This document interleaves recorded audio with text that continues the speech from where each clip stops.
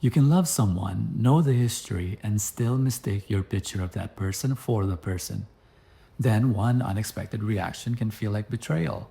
A reaction could be like, that's not who you are. How do you catch that moment before certainty becomes conflict? Let me give you a protocol.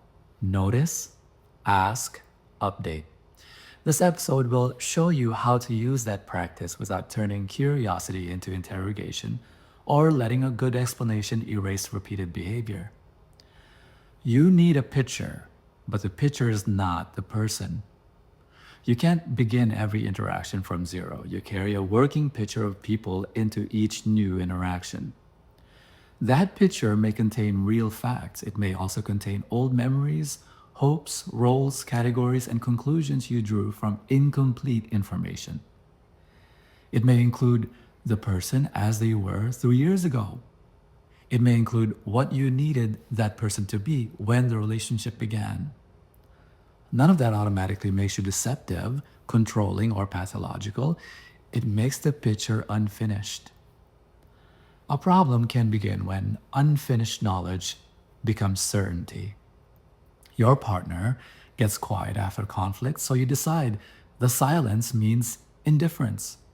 Your partner wants a night alone, so you decide the relationship is getting weak. Your partner stops enjoying something you once shared, so you decide the change must be rejection. The observation may be accurate.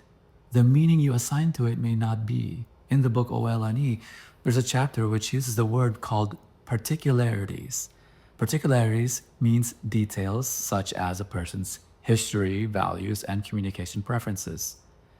The book recommends curiosity-driven conversations about these particularities instead of assuming that one person's reaction carries the same meaning for everyone. You may know that your partner needs time after conflict. That's a fact. Knowing the particularity means learning what the time is for, what respectful space looks like for them and for you, how long the person usually needs, and what reliable return looks like. A label closes the file. A particularity opens a conversation.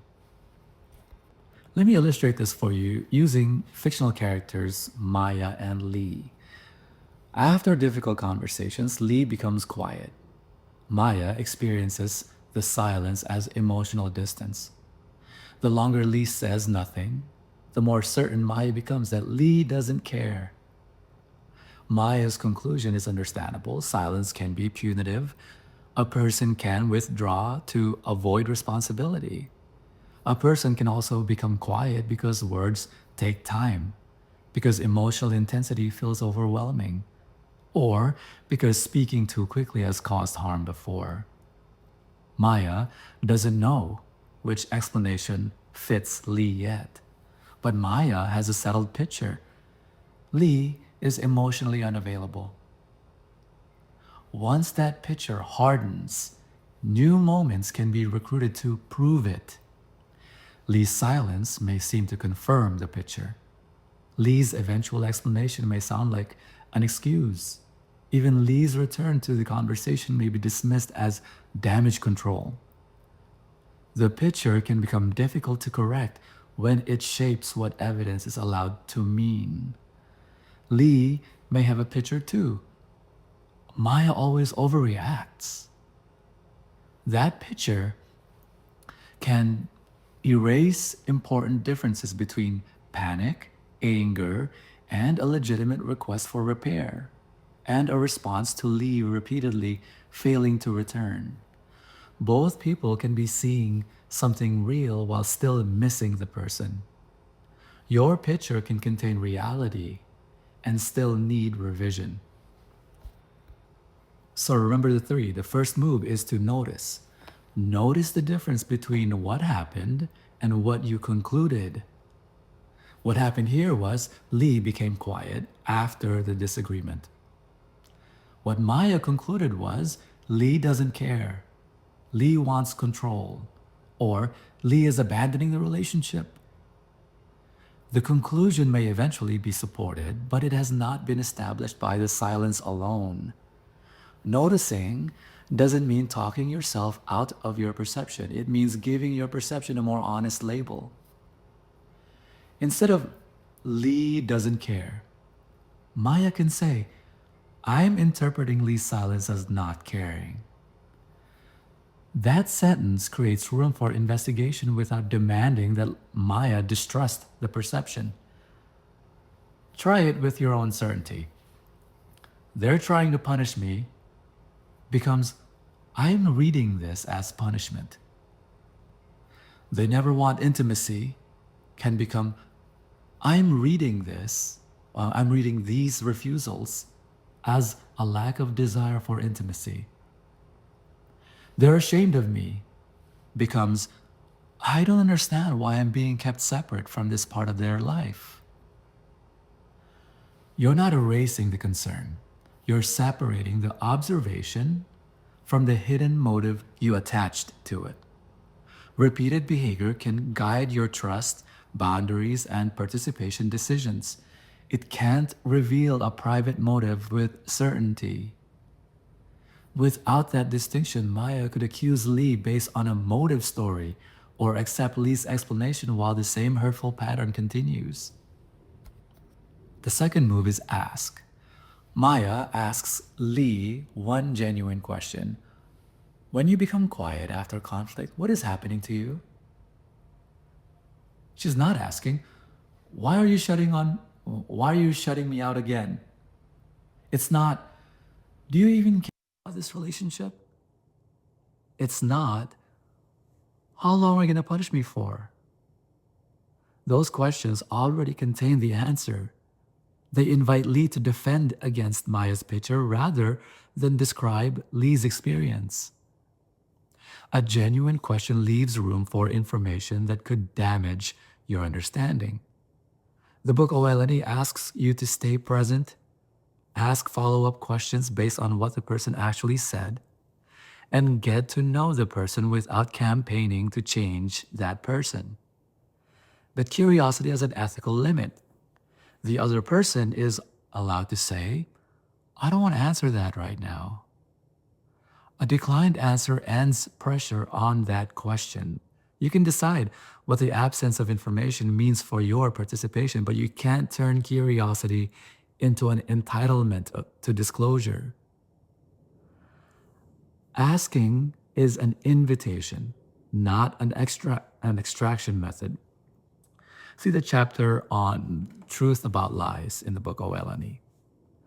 You're also not required to accept every answer as the complete truth. A person's self-description is evidence. It doesn't override the pattern you've lived through. Lee might say, I go quiet because I need time to find precise words. If I speak too soon, I say things I regret. That answer gives Maya new information. It doesn't finish the inquiry. The next question is practical. What can we do so you get that time without leaving me unsure whether the conversation will continue? Lee suggests saying, I need an hour. I'll come back at 8. Now, the explanation has a behavior attached to it. The third move is update. Maya updates the picture from Lee's silence means indifference to Lee may become quiet to process, and Lee has agreed to name the pause and return. The update is provisional. It remains open to what happens next. If Lee names the pause and returns at 8, Maya's communication and conduct pointing in the same direction.